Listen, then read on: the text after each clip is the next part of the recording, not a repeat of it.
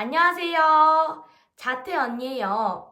학년만큼 개인의 능력이 우선시되는 요즘에 이른 나이를 떠나 본인의 적성과 진로를 찾아가는 학생들이 늘어나고 있는데요. 그에 따라 학교를 떠나는 학생들, 검정고시를 준비하는 학생 또한 늘어나고 있답니다. 자퇴를 생각하고 있는 학생분들, 나도 이렇게 고졸이 가능하구나. 혹은 이미 자퇴를 해서 검정고시를 대비하고 있는 학생분들, 지루하게 이걸 누가 몰라? 하기 이전에 검정고시는 졸업과 관련된 아주 중요한 문제이기 때문에 내가 어디서 놓치고 있는 부분은 없었는지 한 번 더 체크해보고 혹은 몰랐던 부분이 있다면 한 번 더 점검해보는 시간 되었으면 좋겠어요. 그럼 자퇴 후 검정고시 특강을 시작합니다.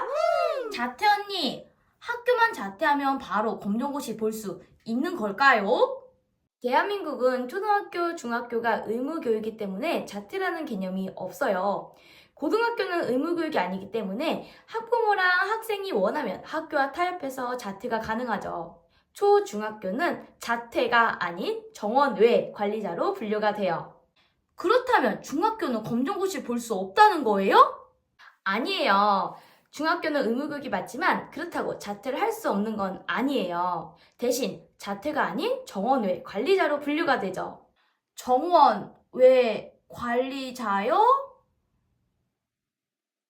모든 학교가 다 똑같이 정원외 관리 대상자가 되려면 60에서 90일 학교 안 가도 되는 거예요? 그럼 정확히 며칠 안 가면 되는 건데요. 중학교는 총 수업 횟수가 190 플러스 알파인데 정원외 관리자 대상자가 되려면 최소 64 플러스 며칠은 결석을 의무적으로 해야 돼요. 단 주말과 공휴일은 제외하고요. 정확한 수업 일수는 학교마다 며칠씩 차이가 있을 수 있기 때문에 꼭 학교에 문의해 보길 바래요. 그럼요. 고등학교 검정고시는요? 고등학교는 의무교육이 아니기 때문에 자퇴에 대한 특별한 규제도 없고 정원의 관리자 대상자가 될 필요도 없어요. 학생과 학부모가 학교에 자퇴를 신청하고 자퇴 서류를 제출하면 되죠. 자퇴원이는 자퇴 전에 가까운 정신건강의원의 엄마와 상담을 받아보곤 했는데요. 자퇴 전에 한 번 더 그곳을 방문했죠. 의사 선생님께서는 자퇴 전에 필요한 서류를 잘 작성해 줬어요. 원인 불명의 병과 저의 상태와 증상에 대해서요. 꼭 신경과랑 정신과를 부정적으로 인식하고 문제가 있어서만 가는 곳이라고 생각하진 않았으면 좋겠어요. 요즘은 내가 생각하기에 감정적으로, 성격적으로 문제가 된다 싶으면 편하게 상담을 요청하는 곳이 정신과예요. 우리가 가까운 사람에게조차 내 속마음을 쉽게 털어놓지 못하는 경우도 많잖아요. 자퇴 언니는 몸이 좀 예민한 편이었는데 어린 나이부터 호르몬적으로 약간 문제가 있어서 엄마와 상담을 받으러 산부인과를 다녔어요. 산부인과 의사 선생님께서는 어린 나이부터 호르몬제 약을 많이 복용할 필요는 없다고 판단해서 신경과 원장님과 연결을 해줘서 가게 되었죠. 앞으로 자퇴 언니의 자퇴 스토리도 살짝씩 건져줄게요. 언니의 자퇴 스토리 또한 화려하고 나름 다이나믹했답니다. 자퇴 절차 밟고 다 끝나면 시험 날짜에 맞춰서 시험 보면 되는 거예요? 검정고시는 4월, 8월 이렇게 1년에 총 2번을 볼 수 있는데 시험은 자퇴를 했다고 바로 볼 수 있는 건 아니에요. 시험 공고일 기준으로 6개월 이전에 자퇴를 해야 시험 볼 자격이 생기죠. 시험은 상반기에 2월 초에 공고를 해서 2월 중에 신청을 해야 4월 중에 시험이 가능해요. 그렇기 때문에 7월 말까지는 자퇴를 해야 된답니다. 그럼 하반기는 6월 초에 공고를 해서 6월 중에 신청을 하고 그래야 8월 중에 시험이 가능해요. 그래서 전년도 11월 말까지는 자퇴를 해야 시험 볼 자격이 생기죠. 자퇴 언니는 2017년 4월 7일에 자퇴를 했거든요. 그 해는 학교 밖 세상이 처음이니까 공부를 어떻게 해야 될지 도움받고 지원받을 곳은 없는지 이렇게 저를 살펴보고 공부했던 시간을 가졌어요. 그리고 그 다음에 2018년 4월 7일 토요일 날 검정고시를 봤죠. 이때부터 생긴 자기관리 그리고 제가 선택한 삶을 살았기에 지금도 앞으로도 이건 제게 큰 재산이 될 것 같아요.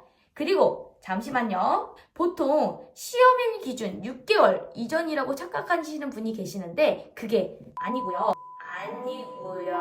시험 공고일 기준으로 6개월 이전에 자퇴를 해야 시험이 가능하다는 거 꼭 명심하길 바래요. 바로 시험 보고 친구들보다 먼저 졸업장 따고 싶었는데 그게 안 되나 봐요. 저는 국영수 말고 탐구 이런 것도 어려웠어요. 혹시 학교에서 배우는 시험 그거 다 보는 거예요? 아, 출제 범위요. 교육청의 공시된 출제 범위는 심화 과정을 싹 다 빼고 고등학교 검정고시는 딱 고1 범위까지요. 연도마다 난이도와 유형에 따라 차이가 있지만 다른 시험에 비해 난이도는 꽤 낮은 편이에요. 자퇴언니는 한 달이란 시간이었지만 문과였어요. 여러분들이 지금 배우고 있는 국영수 이외에 딸려다니는 과목 있죠? 뭐 문과라면 사회문화, 생활과 윤리, 이과도 마찬가지요. 그런 세부적인 과목을 싹 다 보진 않아요. 아주 심플하게 국, 영, 수, 사, 과 그리고 플러스 선택 과목이 있는데 기술과정, 미술, 체육, 음악, 도덕 중 하나를 선택해야 돼요. 여기서 잠깐!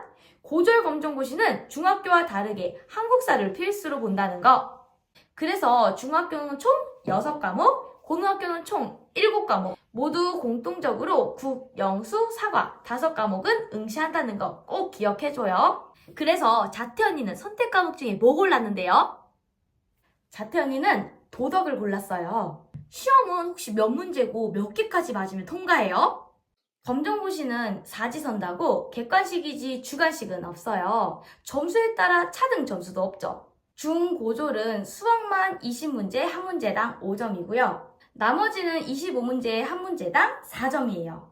여러분들이 치른 과목 모두 합쳐서 나누기 그 과목 수를 한 평균 점수가 60점 이상이면 합격이랍니다. 뭐 한두 과목 60점 미만이라고 해도 총 평균이 60점 이상이면 합격이에요. 자퇴 언니, 만약에 통과 못하면 어떻게 돼요?